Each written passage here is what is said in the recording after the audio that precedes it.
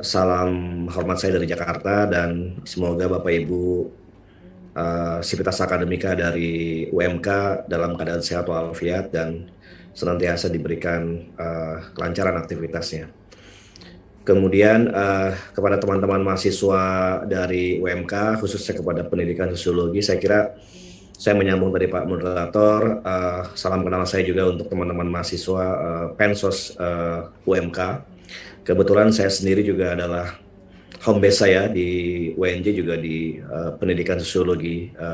Jadi pas ya berkaitan dengan prodi dari teman-teman mahasiswa UMK.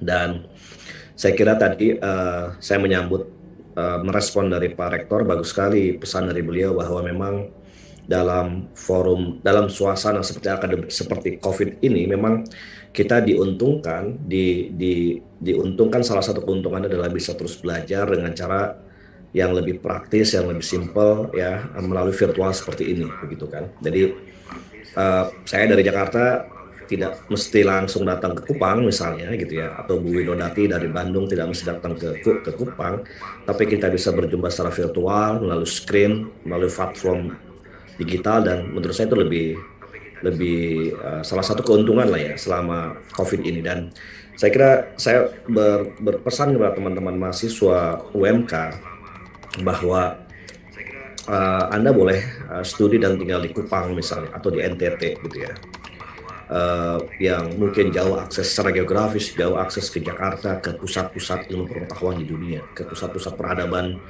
ilmu pengetahuan dan teknologi di dunia. Tapi dengan COVID-19 ini, salah satu keuntungannya adalah Anda bisa belajar dari berbagai sumber ilmu pengetahuan, dari berbagai pusat-pusat pengetahuan dan Anda bisa belajar dengan cara dari berbagai sumber ilmu pengetahuan. Tidak ada alasan bahwa Anda tidak terus belajar.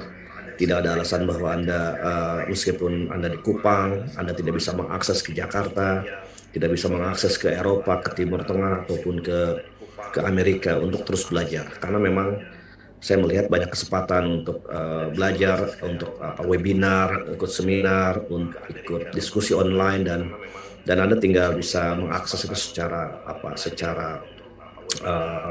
online ya, secara online. Anda bisa di rumah atau bisa di suasana yang lain. Jadi saya kira itu yang menjadi penting, dan saya hari ini ingin sharing paling tidak pengetahuan atau perspektif yang saya miliki dan mungkin sedikit pengalaman yang saya coba share kepada teman-teman mahasiswa. Siapa tahu mungkin ada yang bisa berguna untuk memperkuat ya, mengupgrade pengetahuan Anda, dan mungkin juga buat teman-teman Bapak Ibu dosen di UMK, sehingga kita bisa terus belajar. Karena saya kira bukan hanya Anda mahasiswa yang harus belajar, tapi juga kami sebagai tenaga pendidik, sebagai dosen itu juga harus terus belajar. Bahwa jangan dikira saya, meskipun tadi Pak Arifin, moderator Pak Amirullah sudah mengatakan bahwa saya lulusan dari luar negeri misalnya, dan itu udah otomatis berhenti belajar. No, tidak. Tapi itu justru membuat saya harus terus memotivasi diri saya untuk terus belajar. Dan termasuk hari ini, mungkin nanti saya juga bisa belajar daripada Anda, teman-teman di Kupang, di UMK, dan bisa berjejaring berikutnya, mungkin bekerja sama gitu ya dengan sesama prodi Pensos. Saya dari Pensos UNJ, Bu Wilodati dari Pensos UPI, dan saya kira bagus sekali kolaborasi antara Pensos UNJ, Pensos UPI, dan Pensos UMK, sehingga bisa dalam era kampus merdeka ini bisa terus berjejaring, berkolaborasi, dan tentu tujuannya adalah untuk meningkatkan kualitas pembelajaran, begitu ya. Jadi apa yang kami miliki di Jakarta, apa yang dimiliki oleh Bu Wilo di UPI Bandung, mungkin bisa di-share ya. Di-share dalam arti share pengetahuan, share skill gitu ya, knowledge, skill, kapasitas pengetahuan dalam bentuk teori, metodologi, atau best practice apapun, sehingga teman-teman dari Kupang, Anda tidak merasa sendirian, Anda tidak merasa dalam tanda petik mungkin jauh dari pusat Jakarta, pusat pengetahuan. Tapi dengan era Merdeka Belajar ini, salah satu benefitnya adalah kita bisa berjejaring gitu ya. Dan saya kira salah satu aktualisasi dan implementasinya adalah forum hari ini sebenarnya. Jadi ketika saya diundang oleh Pak Arifin itu sebenarnya adalah bagian dari komitmen saya untuk bisa berjejaring dengan teman-teman UMK.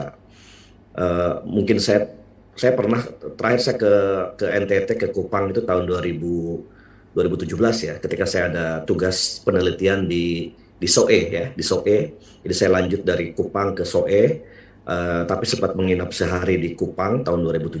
Jadi saya waktu itu belum kenal dengan Pak Arifin ya. Jadi mungkin nanti kalau suatu saat sudah COVID sudah selesai, mungkin kalau ada tugas saya ke NTT atau ke daerah SOE atau mana gitu ya, itu mungkin nanti bisa silaturahmi langsung, sowan langsung ke Pak Arifin, ke Pak Rektor di kampus Kupang gitu. Jadi ini yang mungkin bisa jadi silaturahmi seperti itu.